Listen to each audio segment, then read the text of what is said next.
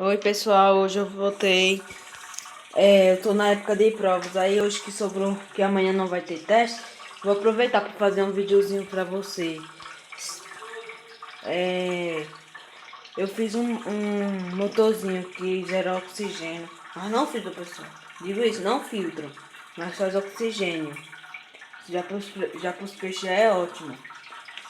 Ó, bem fácil, ó. Uma batedeira. Batedeira de mingau.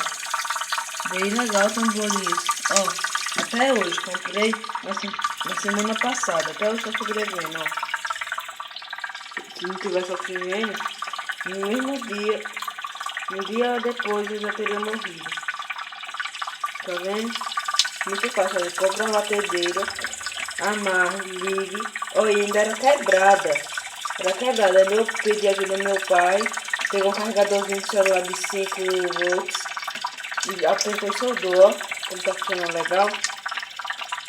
É a maneira mais fácil, viu pessoal? Aprendam. Para depois fazer, você ver como é bom. Vai ter muitos resultados da melhoria da criação do seu peixe. Dê o like aí para me ajudar. E se inscreva.